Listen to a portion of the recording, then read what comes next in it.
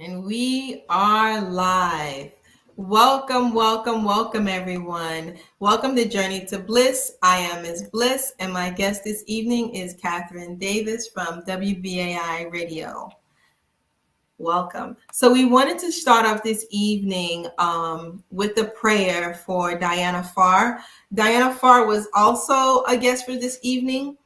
However, she has laryngitis and she's struggling with speaking, and so it's not a good idea for her to be on YouTube with laryngitis.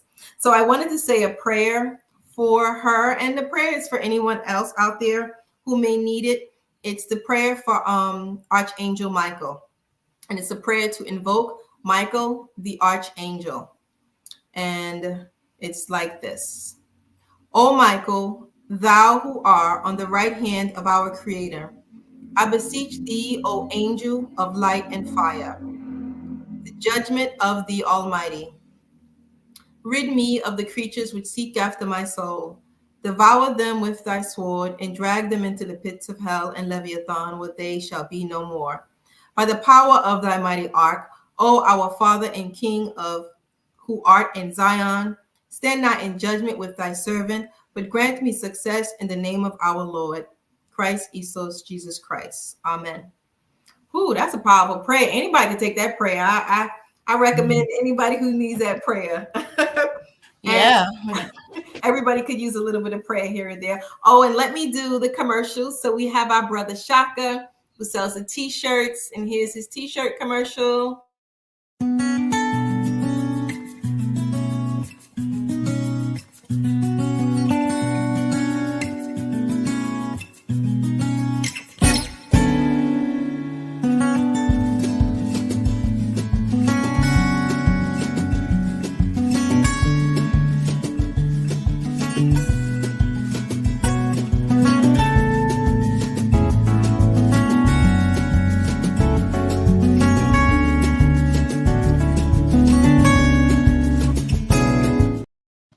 And one more commercial for the Bliss Love Tea.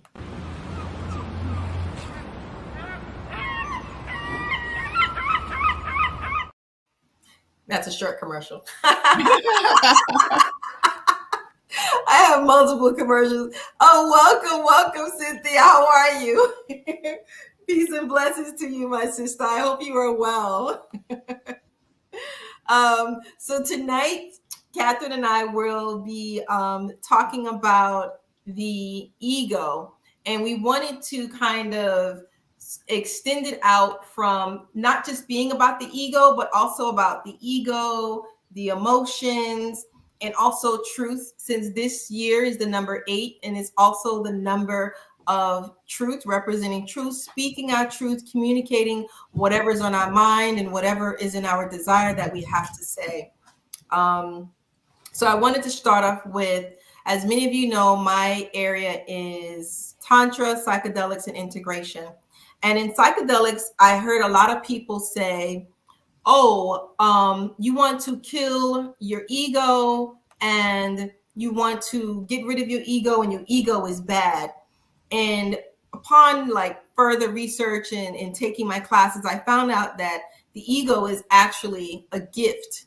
The creator doesn't give us anything that we are not supposed to have. So the ego is something that we should be utilizing, but we should be utilizing it in the proper way, because people are taking the ego and it's growing into something that's becoming this big sort of arrogant personality that eventually grows into what we would call a narcissist.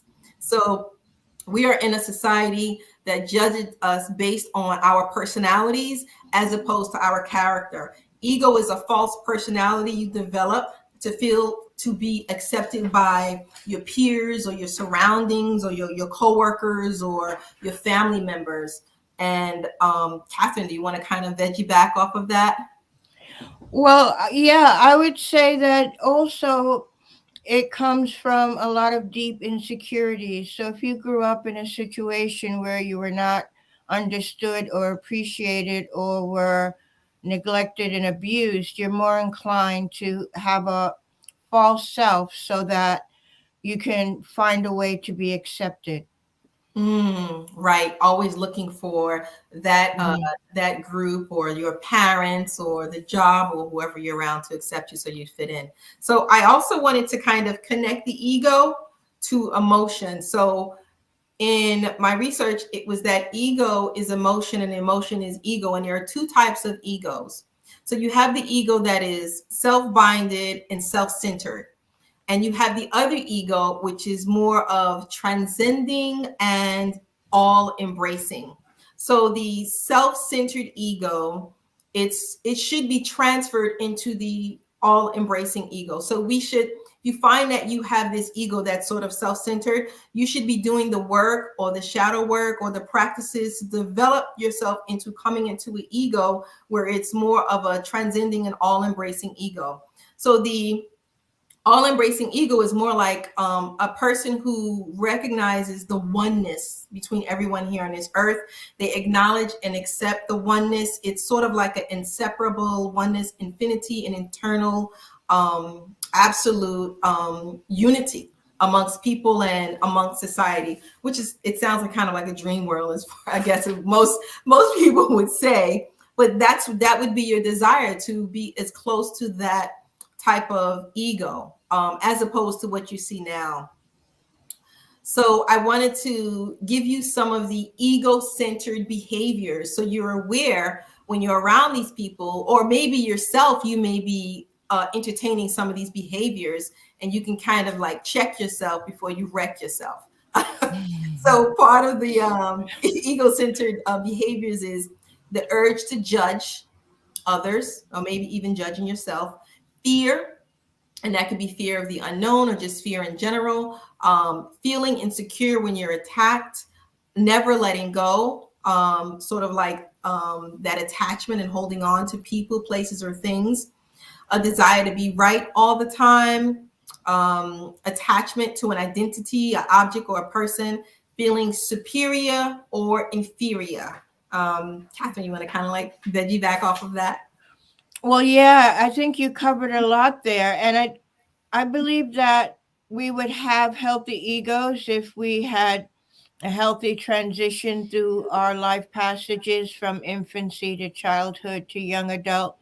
But that doesn't happen on this planet, so we all have to work towards trying to find a balance. And I think that the most important thing you said is the ego is a part of us, and we have to be able to have an understanding of it and understand the relationship, because there's a way in which the ego is our interface in the world, and it's how we communicate and how we have an impact in the world. But what the ego has to do is interface with the inner being, the soul, and the spirit, so that it knows the fullness of what it is and doesn't come to think it's only the projection. Mm. So part of the balancing is understanding that you have more to you than the ego. The ego is just a tiny bit. Exactly, exactly.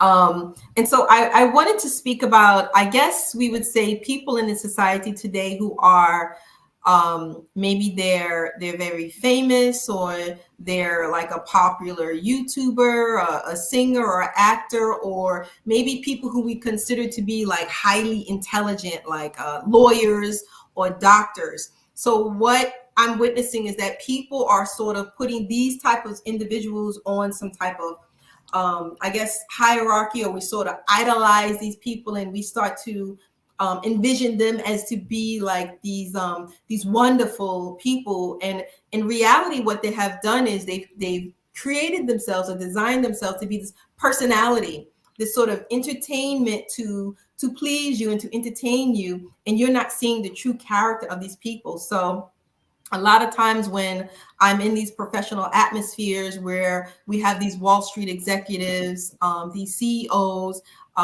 these doctors, and these lawyers, and you would think, oh, they're so intelligent, and they, their ego must be in check, and they're, these all loving and wonderful people.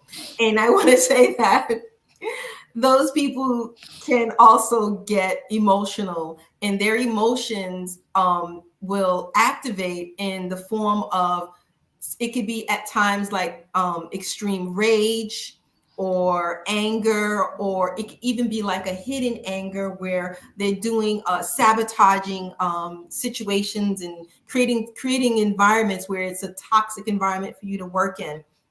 And then this type of emotions that they're experiencing are all like impure negative emotions, and those emotions will devour them. Those emotions will compel them to do what the emotions is asking them to do.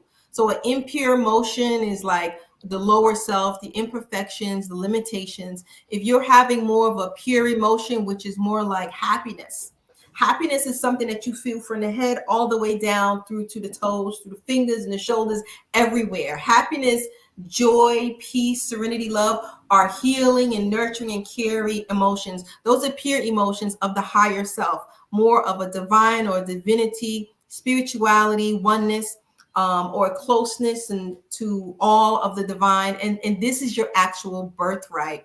This is how we are supposed to be. But because of the society and the way that it is, we're actually not like that. And it's very rare to even find anyone who's like that with the way society is today. And so, I Hmm. don't know, Catherine, you want to kind of veggie back off of that? Well, yeah, I think there are a lot of degrees because there are also people who have no ego and are like totally incapable of fulfilling themselves or their own needs or standing up for themselves like that. So there needs to be a balance between having ego and having too much overblown ego, I think.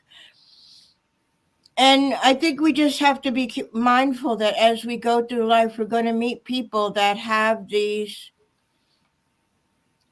inflated egos or self-aggrandizement that think that they're or project their wonderful personalities. But it comes to show whenever something happens that scratches the surface, you're going to get a really bad reaction, and that's how you know you're dealing with somebody's false self.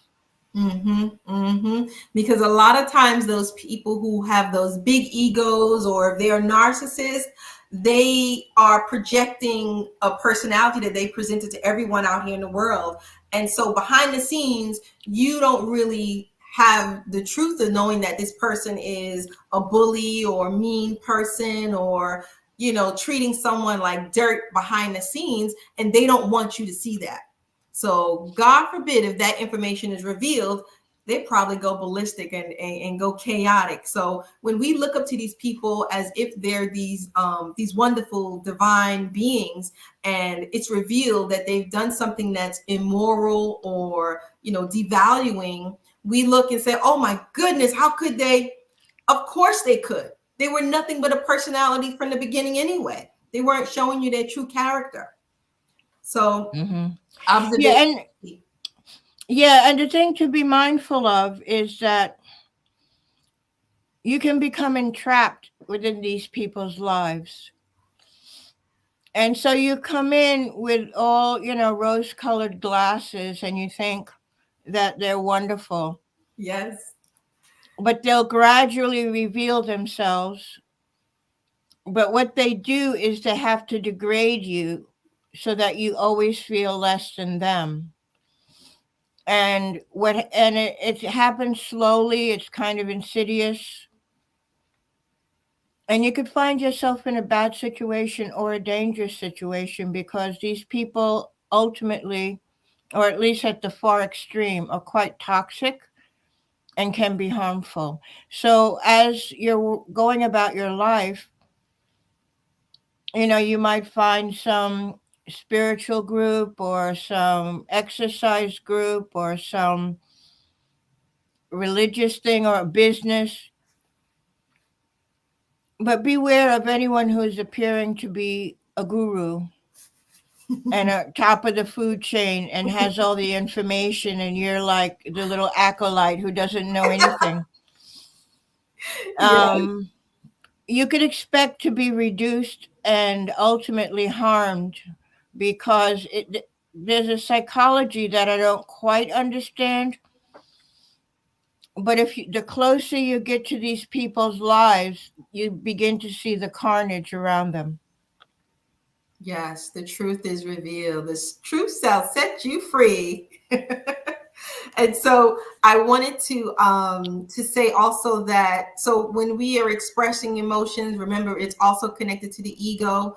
And so emotion via devotion. So you become devoted to a cause, you can become devoted to someone or something, and it's sort of like an attachment. So, but when you offer devotion in the form of a spiritual connection.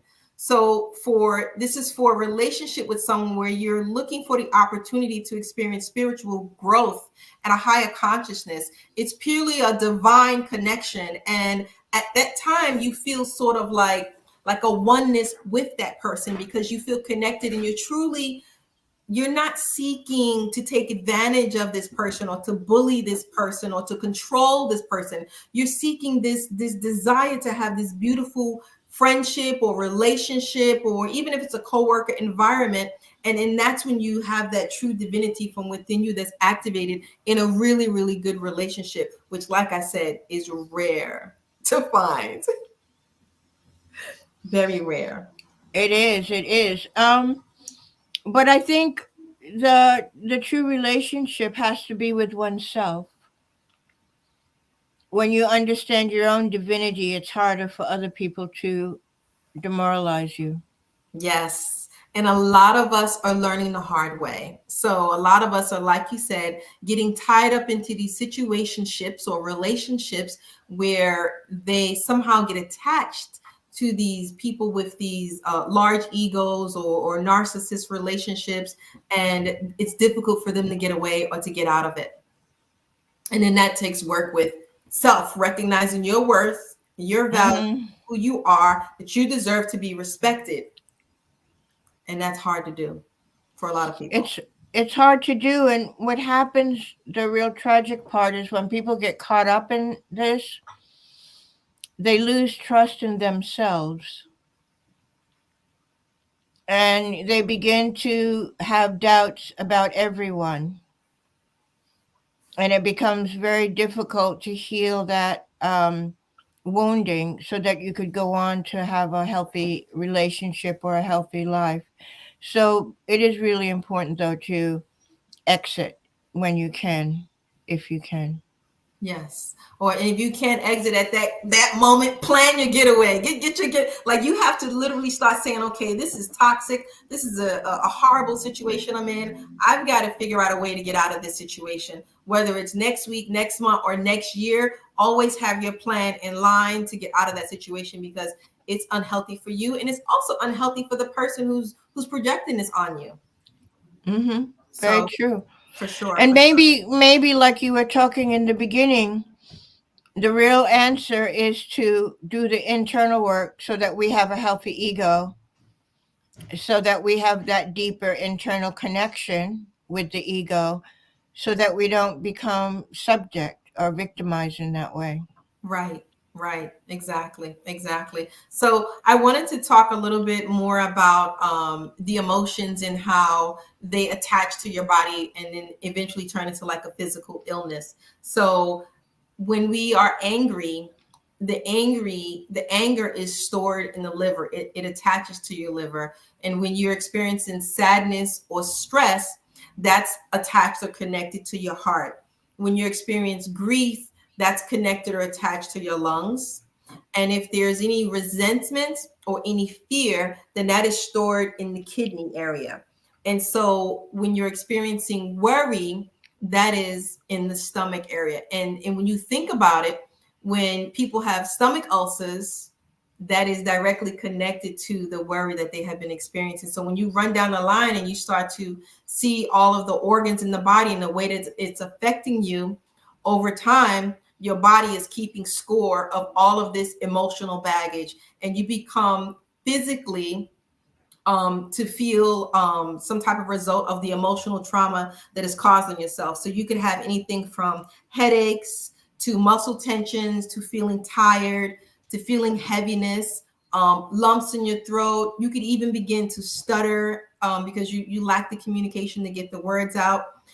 stomach knots, nauseousness, nervousness, loss of sleep, loss of appetite, or overeating and eating foods that are not healthy for you because you're looking for that comfort within the food. And that's where comfort food comes from, that term. You can even be trembling. You begin to make twisted face, experiences, and, your facial expressions is bad. You could have your heartbeat faster, mysterious aches and pains within your body. And those mysterious aches and pains is when you go to the doctor and the doctor is giving you a prescription and he's telling you take this, and then you go back a couple of months later and you find that the medicine is not working. The medicine is not working because it's not an ailment that can be cured from you taking pills. It's something that needs to be healed in regards to energy work and inner work within yourself, because this has something to do with what's going on with you internally and emotionally. So if you want to kind of veggie back off of that. Okay, well, sure. I mean, that really ties into the qigong practice that I do, and the practice that you do, which is really energy based. And the way to understand it is to understand that we're essentially energetic beings. There is nothing that's truly physical. At the core of it is an energy vibration. And the when we have these toxic emotions or experiences that we don't know what to do with that emotion, very often we kind of swallow it and put it down into our body, and it latches into the nervous system, and it gets distributed throughout our body. So it's really just understanding what an emotion is. An Mm-hmm. emotion is kind of a vibration. It's Mm-hmm. a vibration moving through your body that makes you feel a certain kind of way. Right. And so, but also think is that it's emoting. And what happens is when it gets embedded deep into your system, you have no control over it, or it's hard to control it. So people lose their temper, or they cry, or they do this, or they do that, and might not even really know why, because you end up with these, I guess you'd call them triggers. Like somebody might say something completely innocent, but it reminds you of when you were 6 years old and your father said something to you harshly. And then you feel a certain kind of way about it, and you might turn around and accuse that person of attacking you when they only made an innocent statement. So I think one of the ways to, begin thinking about the process is when you're feeling something, when something rises up in you, is not to immediately emote it outward, but sort of trace it back in and begin to examine, well, what part of my body am I feeling at this moment? Is it in my back? Is it in my belly? Is my breath short? Is it in my lungs? And then you can begin to recognize that something is happening in your body. And the idea would be to address that happening, that experience in your body, recognizing that it doesn't really have to do with the other person, but it has to Mm-hmm. do with something unresolved within yourself. Of course, there are times when it could be something the person did or said, but you always want to check internally to see if it's something that's deeper. And if you're behaving in a kind of pattern, you tend to get angry all the time, no matter what. That's definitely something that's occurring inside of yourself. Mm. And you want to try to heal that. And you can heal it. You don't even have to know what it is. So if it's anger, you know it's the liver. Mm-hmm. If it's grief, you know it's somewhere in the lungs. So you start doing practices and movements and breathing that will pull some of that toxicity out. Mm. And over time, you can begin to undo some of the problems that you're holding on to.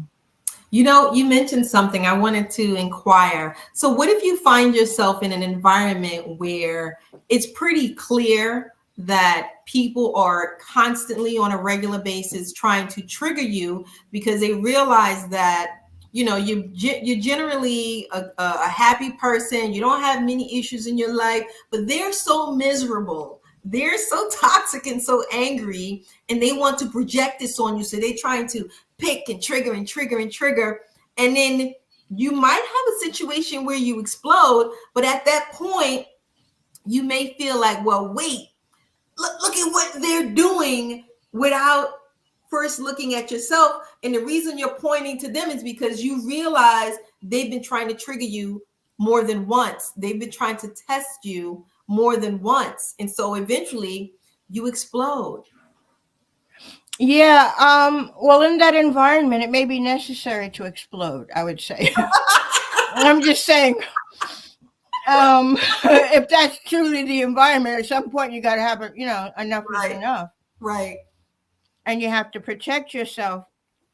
So, in that situation, I would say get out. Okay, okay. Because one of the things you can't really control is other people. There you And so, the best way to frustrate them is to not be triggered. go. Mm, Just let them try and try and try. They might give up if you're not allowing that to happen. right. But that becomes a stress on you. So ultimately, it's kind of depending on the seriousness of it. It's a little bit like a schoolyard bully. Sometimes you just have to beat them up once, and then everybody will leave you alone, right? So that Okay, doesn't sound. just That doesn't sound. a little That does. violence here. It doesn't sound really spiritual. But even Archangel Michael carries a sword, okay? And not only that, So there are times I don't mean beat him up physically, but there are times when you just have to say enough is enough because ultimately if you don't you become degraded. hold on, let me tell you something. I read this prayer earlier for Diana Farr, who's home with laryngitis. Mhm. It's the Archangel Michael prayer, y'all. And he said, when I read this, I was like, okay, so she's sick. We're going to say a prayer for her. And as I'm reading it, this part right here, devour them with thy sword and drag them into the pits of hell. And I'm like, oh, Lord, this is a prayer for healing because she's sick. But he chopping niggas' heads off. So you're right. Even Yeah, Archangel yeah. Michael know when it's time to fight. There are times when you just have to stand up for yourself because very often what's wrong with you is a series of not having the courage, the wisdom, or the ability to stand up for yourself. Children can't. They're vulnerable, they're dependent. You can't expect a child to stand up for themselves alone necessarily. But as we grow to adults, we have to learn to do that. And I consider that to be part of spiritual warriorship. You have to be able to set a standard and hold your boundaries Mm-hmm. and just let people know they need to take whatever it is that they're playing somewhere else because you're not going to be part of it. And Exactly. that's not an easy thing to do, especially if you're in a workplace where you're depending on an income. If you're in a marriage or a family, it can get difficult. And I'm not suggesting anyone walk out on anything, but just understand that you need to be angling, in a direction that's going to give you some liberation from that situation. And sometimes you just got to take it and just get out there and trust the universe to catch you Yes. when you make that exit. I mean, how many abused women stay in abusive relationships for decades and their kids go through it? Sometimes you just have to get out. I agree. It's so funny you say that. I was having a conversation with a person who's a psychologist, and the woman was married to a man who was a full blown narcissist, and it began to take a toll on her mentally and psychologically, and then physically. And the therapist was explaining to me that even though she knew that this guy was abusive and he was bullying her and he was manipulating her, he was controlling her, she still couldn't find the strength or the courage to leave the marriage. And so she was getting sicker and sicker and sicker. And I was like, oh my goodness, it's just she just couldn't, her brain, from so many years of being married to this abusive person. And so I think it's something with the energy where they kind of like latch on to energetically. So it was a book that I was reading where this woman, she would have these visions, and she could walk into a room and she could see people's energy spreading out. So there was a guy in the room and he was like, he's very angry, very hostile. And he would take his energy and it was coming out like a claw, boom, and I was like, what? And it was landing on the people, and she was like, what is that? And then she began to see it in other people who were acting similar to him, sort of a toxic negative energy. So they can take their energy in their claw and latch onto your energy, and you're wondering, why can't I leave this toxic relationship? What's going on? They've latched onto you energetically. Yeah. So Mm-hmm. it's up to you to do the energy work, do the breath work, do the self shadow work so that you could recognize, I need to get out of this situation because it's unhealthy emotionally, mentally, psychologically. And then it could even be dangerous, like she was saying, where you have to get out of the situation because it's very dangerous. Yeah, and that's been my experience too. Is that, I mean, naturally we exchange energy. It's part of being a human being. I think that toxic people look for their match, and people who have that kind of gentle insecurities, they will be picked. They'll be chosen because of that. So those people who are highly sensitive and perceptive and empathic have to do extra work to be able to create those boundaries and not be taken advantage of. Yes, yes.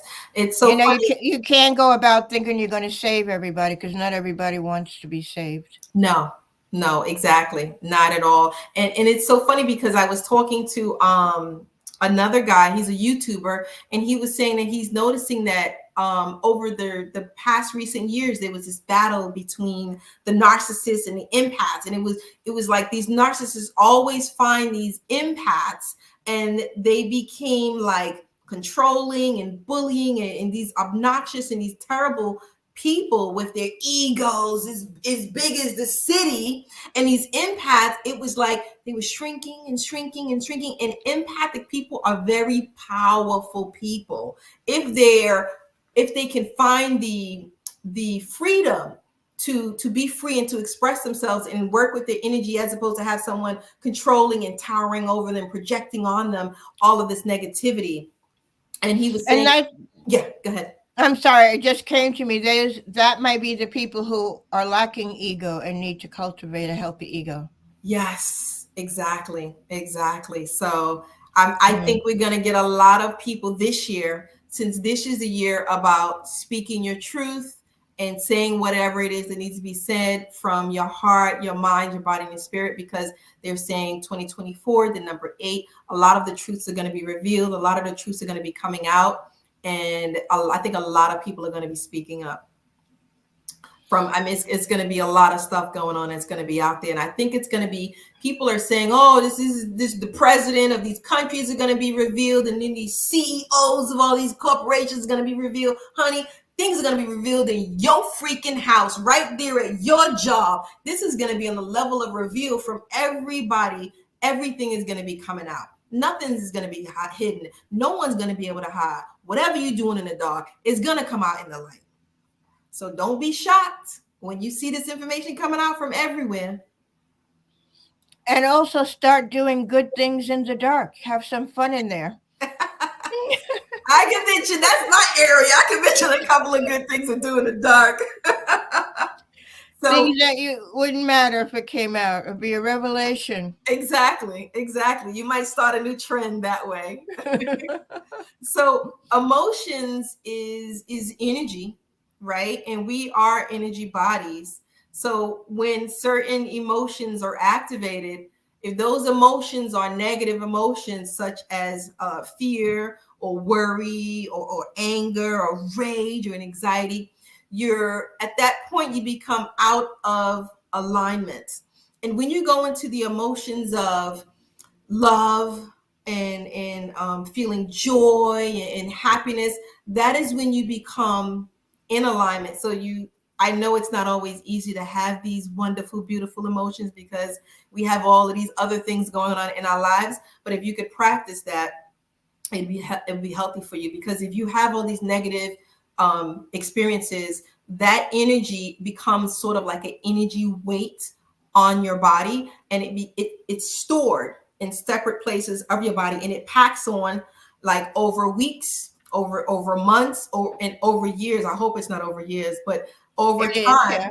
if it's over years, then you begin to experience what I say earlier, which is like those illnesses, the physical ailments, different types of physical and psychological disorders. I mean, it can get to the point where, have you ever seen someone like grinding their teeth, or they could have bowel issues, PTSD, which is post traumatic stress syndromes, depression, deep sadness, fearful of future relationships, which is what Catherine mentioned earlier, joint problems throughout the body. You can become paranoid, which is what Catherine mentioned earlier. You become nervous. You can get lumps on your body. You can go have a surgery and you would think, oh, the surgery is fine, I'm going to heal. And you'll find that you're not healing properly. You never really heal properly because there's an energy disconnect in that area due to some emotional trauma that you stored in that part of your body. I mean, it can get as deep as to you feeling suicidal because you feel worthless, you feel degraded, and you feel low. And yeah, you want to kind of veg back off it. No, it's true. I mean, I think part of the reason that we struggle in our current society is because we only deal with issues when they blow up. So if you're having, let's say you have hypertension, diabetes, or if you have a weakness in your heart or your liver or your kidneys are giving out, you've probably actually been sick for uh, most of your life before it gets to that level. And it's because you keep storing in those emotions. And remember, an emotion represents a vibration of energy. Mm-hmm.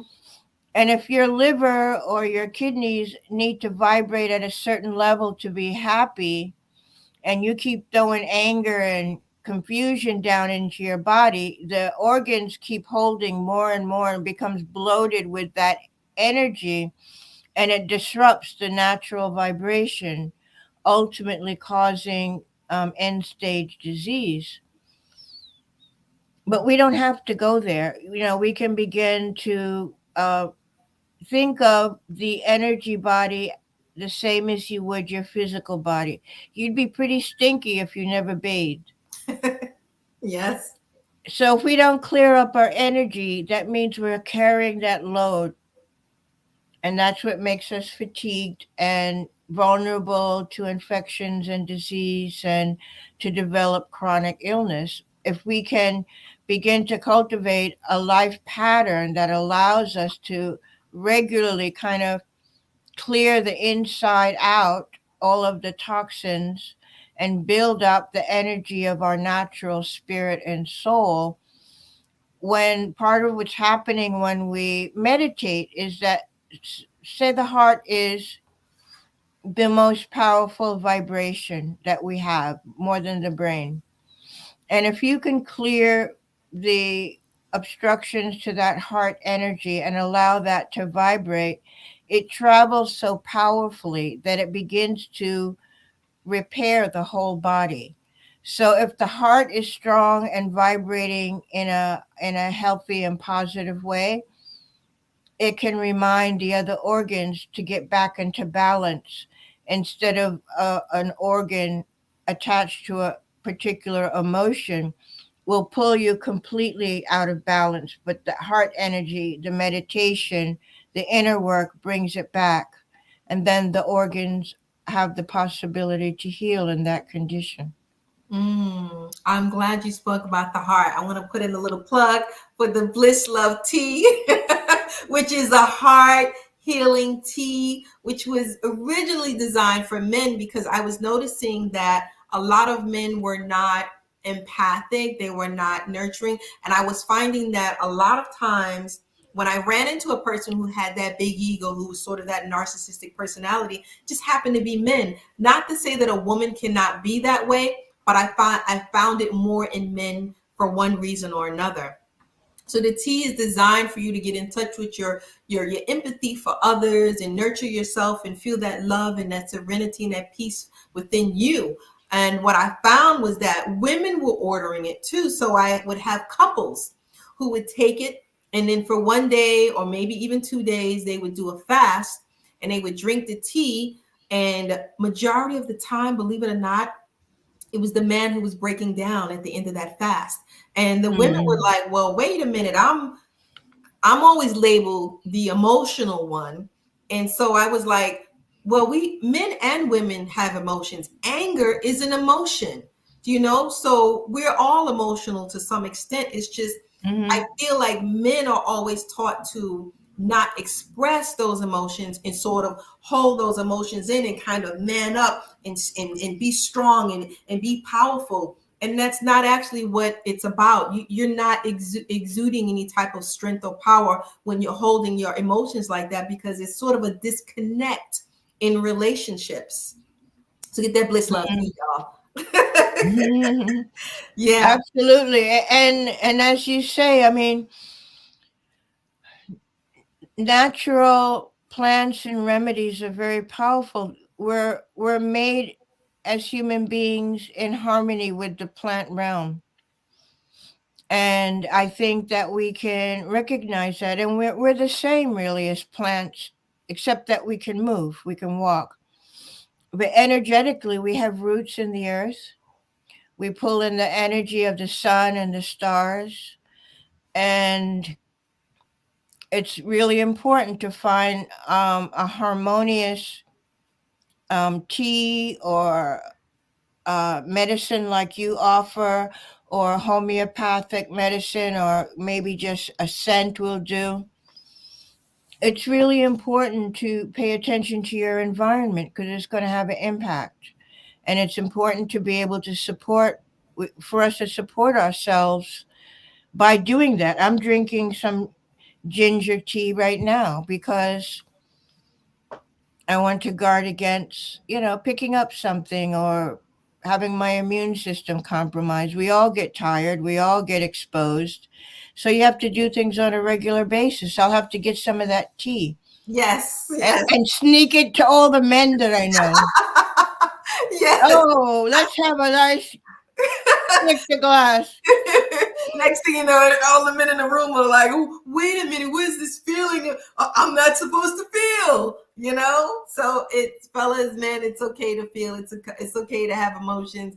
It's okay to express yourself, especially if you are with your woman, because it's not that women would think, "Oh, you're weak if you're expressing an emotion." If a woman feels that way, then it's probably something to do with her in which she grew up in her environment. But you should be Hmm. able to release. That is a way of releasing that energy that you could be holding, because suppressed emotions and trauma it's in the body, and trust me, it's going to find one way to get out or to show up and act up, and it needs to express itself, because you don't want to go into a point where it's physical pain, or sickness. You experience mental anguish, psychological disorder. I mean, I've seen people sometimes so angry or so stressed, and that they would actually like have this shallow breathing, or at some point even clench up and kind of stop breathing, because the torso body, the lower body here, is affected when you're experiencing trauma. And with women, we store our trauma in our womb. So you don't want to suppress or store any of these traumas, and you want to figure out, okay, Is there a breathing exercise I can do? Is there a movement I can do? Like, should I just get up and walk around the room before I explode and, come back and go postal on somebody? So, and we actually heard about those situations in the news where it's people just went ballistic and they just went off and they lost it. And then to them at that time, they decided that something irrational to do would solve the problem, which was killing a bunch of people. And I think very often it's almost a blindness. I don't even think people are deciding. They're allowing their systems to get so revved up that they can't even perceive the reality as it exists, and they're only in this framework. Um, so yeah, those situations need to be dealt with, and if you see it around you, it's important to bring attention to it in some fashion or move yourself out of the danger zone.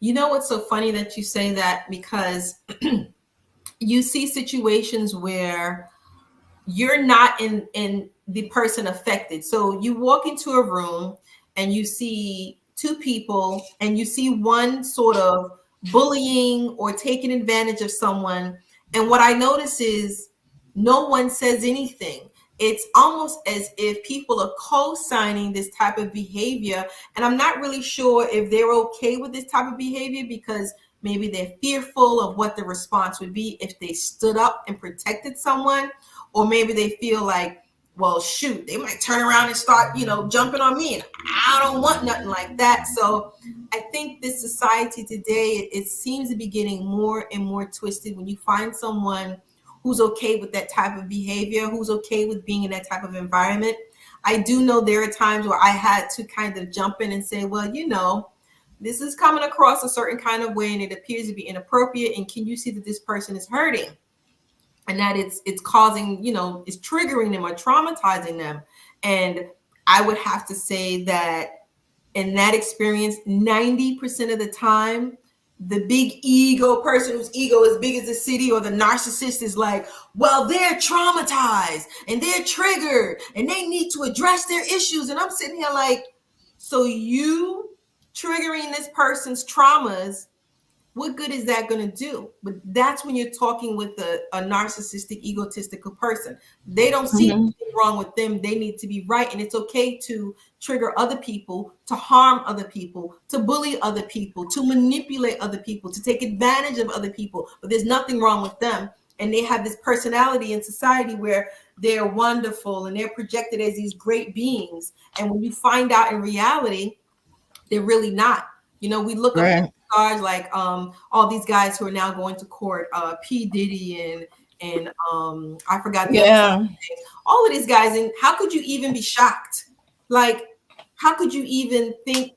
First of all, we're idolizing these people, and we're thinking that they're the end all be all great wonderful human beings. And when you find out what's really been going on, you shouldn't be shocked at all. You shouldn't be surprised, because this is the personality that they've created to accommodate you, a personality that they've created to entertain you. It's a facade. Yeah. Also, though, in these cases, where we all have to be mindful is that people didn't start out in their careers that way. They made compromises and they gave away slivers of themselves for whatever they thought they might gain. And they gained a lot, apparently. They're very wealthy people in some of these situations, but they've lost a big piece of who they are. And sometimes, in the grand scheme of things, we have to make those choices. Am I willing to sell off a piece of my soul for the money that I might get from it? We have to make that choice. And I think it's important to not sell off, because I believe a lot of these people did things that they were compromised and they lost somewhere along the line a sense of self or self respect, and they became sort of drawn into a lifestyle that was horrific behind the scenes. Mm-hmm. But that can happen to all of us, even in little ways. I mean, you could be in a workplace or even in a school. Are you going to be one of the mean people or are you going to be one of the kind people? Hmm. I mean, are you going to be on the in crowd? What is the cost of that? I think people make these choices bit by bit by bit till they lose themselves completely. And the reason I'm saying that, because it's easy to see in a big famous person, but we have to be mindful that we don't take that route ourselves to the extent that we might take it, because we might find ourselves being that ugly narcissist, one tiny step at a time. Yeah. Yeah, I agree. I agree because that big ego person could be the person in your household. It could be one who you consider your best friend. It could be your boyfriend or girlfriend. It could be your husband or your wife. And yeah, we all need. It could be yourself. We all need to check ourselves. Like I said, check yourself before you wreck yourself. You Yeah, know. I mean, being a human being is not easy. I heard someone say that the other day. I'm like, yeah, you're right. Being a human being is not an easy job. I mean, it's like it Yeah. takes a lot of work, actually. Yeah, yeah. You know what's so funny though? It seems to me at times that a lot of the work that it takes is like if you're really trying to work on yourself and trying to heal and do your shadow work and do your breath work and take your psychedelics and do your yoga and your meditation. You're trying to do all these things so that you could be a genuinely good person and a healed person and then eventually assist others. And I find the most difficult part is not necessarily you on your journey to deal with and heal your traumas. It's the outside environment that's like picking. You're like blocking, like, oh man, like that is the challenge. So the journey is not a straight line. The journey is like this, dodge this, duck that, shoot, shoot, shoot. It's those outside Exactly. entities. Exactly. And you can't always progress the way you think you will because there is too much resistance coming from the outside world. But it's you got to just find your path. And I do it, I compare it to sailing. When you're sailing towards a destination and the water is pushing you, you have to course correct all the time. So Mhm. you have to be aware that you're not drifting into um, shallow waters, or you're not drifting into rocky waters, or if you have, recognize it and start working you. So it takes a lot of awareness, I think, Mhm. for us to be able to navigate our path. Yes, and the balance because while you're trying to avoid being this big ego that's controlling and bullying people or going into this narcissist, at the same time you don't want to be this empath who's not speaking up for yourself, not defending yourself, not protecting Mm-hmm. yourself. So it's like you're trying to like maintain a balance, and it seems to always be a challenge in this society, in this world, on this earth, Mm-hmm. you know. So true, so true. But what else do we have to do? Nothing else, right? You might as well I just mean, we're going to be here for a certain amount of time. We might as well make the most of it. exactly deal with the challenges. So the Yeah. other part that I wanted to speak about was, so we have the ego and it's tied into the emotions and the emotional experience and how it traumas and its triggers in our body, affecting us in all different ways. I wanted to also speak about the way this year is also the year of truth, where things will be revealed. So if anyone has any truth that they want to reveal, or it's something that they need to speak and communicate from their heart, and they need to just get it out so that they could also relieve themselves of those negative energies, those negative traumas, and those negative experiences that's just tailing on them and wearing them down in so many different ways. I want to say, never worry about who will be offended if you have to speak your truth. Be concerned about who will be misled, deceived, or destroyed if you don't speak your truth. So don't stress yourself over about speaking your truth, and how are people going to respond, and what are they going to say, and are they going to believe me? Oh, they're going to attack me because this person's so much more bigger than me and so much more powerful and so much more stronger than me, and I'm afraid and I'm fearful, and you're kicking up and working up all this stress and this anxiety, and it's really a fear of the unknown. It's really like an insecurity about being attacked and worried about people judging you, and you're stressing over these thoughts, and you haven't even spoken your truth yet because you don't know what the response is going to be when you do speak your truth. So you're stressing yourself out, and remember, stress is imagined. So it's always anticipated to be the worst experience ever, but you haven't said anything, you haven't expressed your truth yet. So you're anticipating the worst, and you continue to trigger yourself. Thus, you're triggering your hypothalamic, pituitary, adrenal axis, and that causes your amygdala. And Diana Farr, she couldn't be here tonight because that would be the part where she would come in and talk about triggering the amygdala, because she's always communicating about that.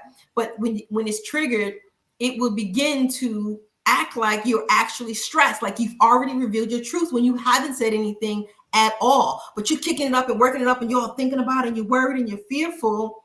And I say just go ahead and express yourself, because if you're trying to change the situation, or you're trying to put this information out there, because you could be protecting the next person who could be under some type of situation, and their situation may be dangerous, more dangerous Mm-hmm.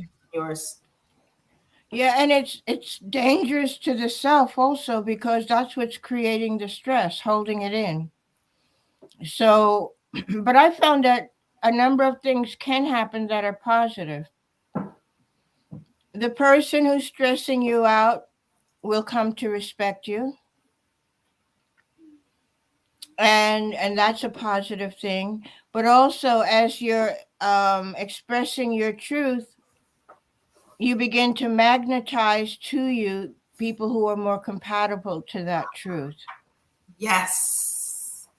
Yes, yes, yes. It's so funny that you mentioned that. I was talking, shout out to the brother Pernue. I was talking to Pernue earlier, and he was talking about this man, Kevin Samuels, who I am not really a fan of, but he was saying that Kevin Samuels was saying all of these, what was considered all of these negative things about women, but he was speaking the truth, and it connected to a certain alignment of men, and his channel blew up. And when I saw the things this guy was saying, I was like, how could anybody watch all of this toxicity that this guy is spewing out? But it turned out, lo and behold, there were a lot of men who resonated with that truth. So Mm-hmm. I say, Yeah, yeah, you're right. and which is fine, because we don't have to listen to him.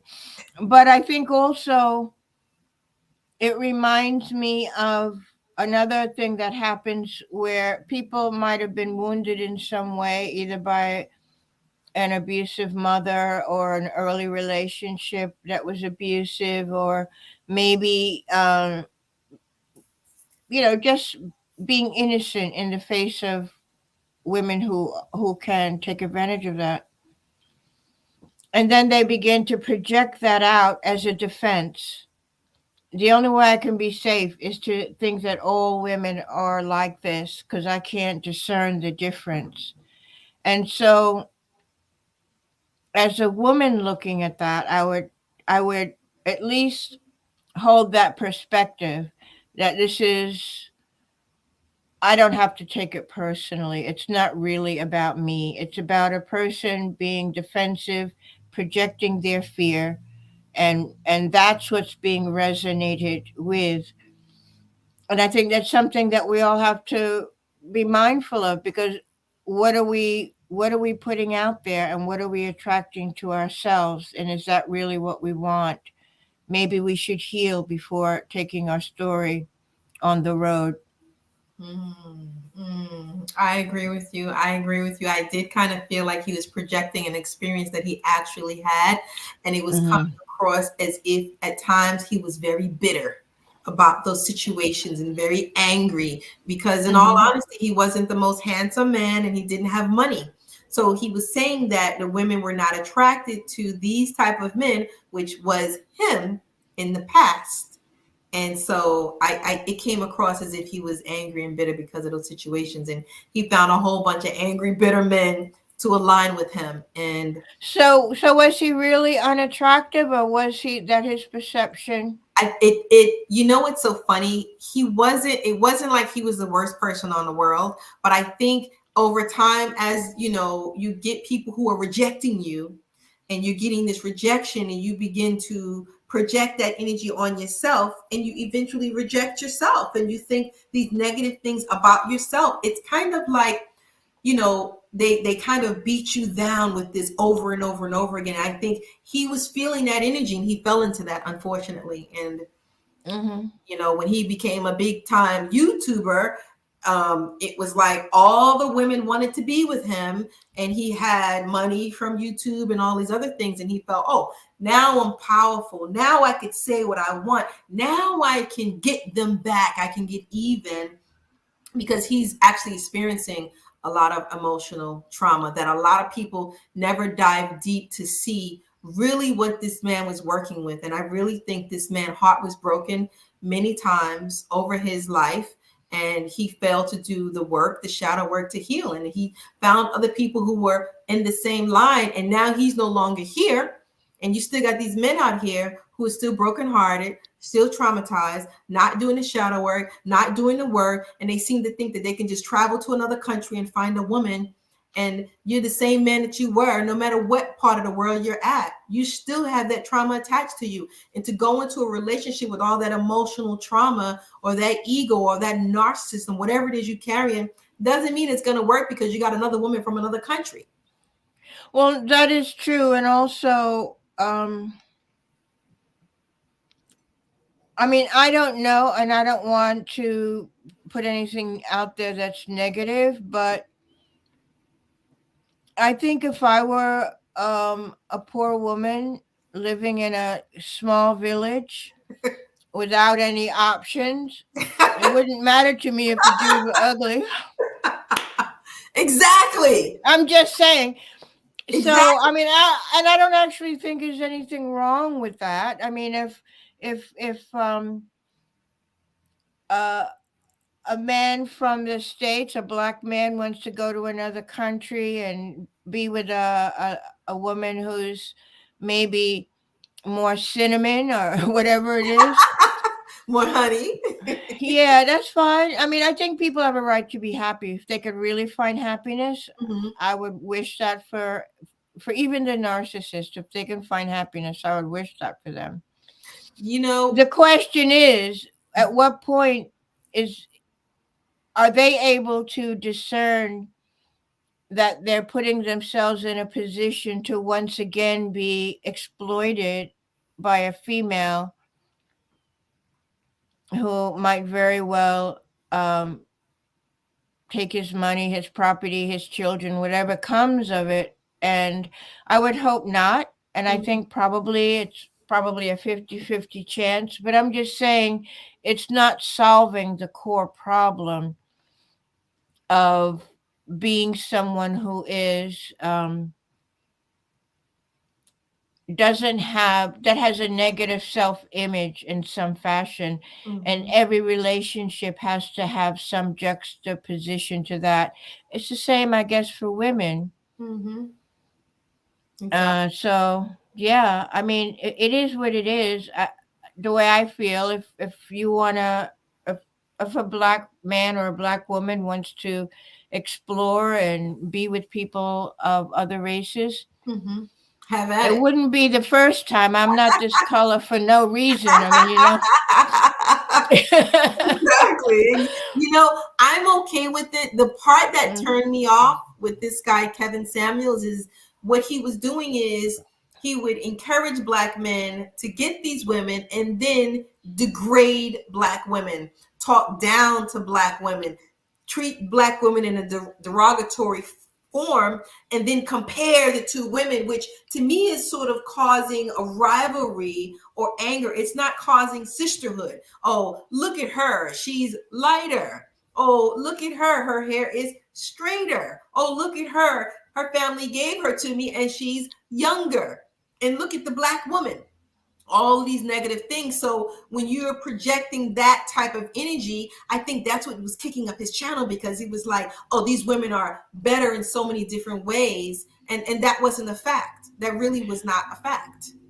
Yeah, well, I think as a black woman, I'm very happy for them to leave and just slam the door behind them, if that's what they're thinking. Right. Because, truth be told, as much as, I mean, I understand, I have three brothers, Mm, had, and a father. And I understand that struggle that black men face in this country in particular, more than black women have to face that sense of being oppressed and degraded. I understand that. However, I think it's time for black men to understand that, yeah, actually, we suffered the exact same thing. The difference is we kept your butts alive through generations of time. mm-hmm, mm-hmm, You know, we worked in somebody else's kitchen, took care of somebody else's kids, mopped somebody else's floors, had degrading jobs, were bottom of the totem pole for generations. And yet, we took care of the men, we took care of the children, we educated. So I think black women in general we need to hold ourselves high, because we suffered the exact same thing.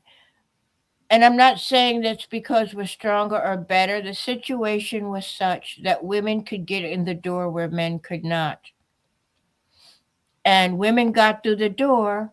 My grandmother was a domestic working in a kitchen in down, West End somewhere, so mm, she could come back to the Bronx and feed her grandchildren.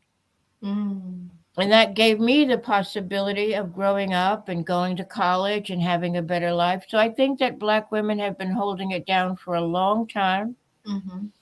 And when people can't appreciate that, we should just let them go and Right. appreciate ourselves and be with those partners who can appreciate us. Mm-hmm. No matter who And they if those gentlemen end up being taken for everything they've got, oh well. are. Right. Right. I feel sorry about that, but um I think women of all races can love women of men of all races and vice versa. It's Mm-hmm. not about that. It's what's going on in your brain that matters. Right. Right. And what's going on in your heart? Your heart Yeah, I mean, space. it's to You me know. it's not about I don't I mean if I were a Latina or an Asian and I was with a man who was with me so that they could degrade black women, I might have a problem with that. Mm. Mm. Because ultimately, what does he really think of me? Right. As a woman. Yeah, I mean, how much respect does he really have for me? And will he ultimately degrade me when he finds someone prettier or younger? Of So I course you think every so I think everybody needs to stand strong within themselves and not pair themselves with these kind of relationships, and hopefully people will heal in time. will. Mm-hmm. Mm-hmm. I agree. Mhm. I agree with you 100%. So, Mhm. I wanted to say, so when dealing with the ego, if you're trying to change from that self-centered ego and go more into the embracing the all oneness ego, to be patient with yourself and becoming, because you're becoming a person that you've never been before, because more than likely you've had this type of personality or ego going on for many, many years. So as you do the work, as you do the shadow work, and as you work with yourself and try to change, be patient with yourself and love yourself. And remember, your ego is a gift. The universal creator didn't give you anything that you don't need, that you're not supposed to be utilizing. So you learn to use your ego with love, because an ego without love is a person who is selfish and who's going through something where they expect this self worship. They're thinking they're the god. So that's the ego without love. So you want to be more of that transformative ego, and you want to have the ego work with love. And this is a transformative experience because it's the ego with service, the ego with community, the ego with joy and gratitude. This is a healthy and an enlightened state of mind and an existence of leading yourself to bliss, because the ultimate result is you want to get to bliss, guys. You want to be happy, you want to be joyful, you want to have this great euphoric experience in life, and you're going to have all these triggers, you're going to have all these blockages, but be patient with yourself as you work through your journey, you work through yourself with your healing process, because it ain't all going to be easy. So I want to just close with that. And Catherine, if you want to say something. Yeah, I would say I totally agree with you. But if you, as you go through that journey, pay attention to what's happening internally with yourself, and it will be a lot easier once you bring that kindness and direct it into your own life, into your own body, and into your own relationships. It does make it easier. Mhm. Mhm. Absolutely, absolutely. So, guys, we are getting ready to close out. If you have any questions, feel free to ask any questions. If you have any comments or anything you want to say, let us know. Catherine's email is scrolling at the bottom. So it's heart of mind radio at gmail.com. My email is scrolling at the bottom, info at journey to bliss. Feel free to reach out to either one of us. Remember, Dinah Farr could not be here tonight. She has laryngitis. Please, family, say a prayer for her, for protection and for healing. Send her positive healing energy. Send her nurturing energy so that she can be well. We will be bringing her on again in about 2 weeks. So hopefully everything will be fine and dandy, and we will continue another talk, because overall, being able to transfer your ego is part of your journey to bliss. So these talks would be guiding you with the use of breath work, with qigong, and with alchemy, and with psychedelics, and with tantra, and with Catherine is also a practitioner of Taoism. So all of these things are designed to help you and lead you on your journey to bliss so that you can become the person that you need to be. So with that said, I want to bid you all a good night, and I thank you for joining us, and take care of yourself. Peace.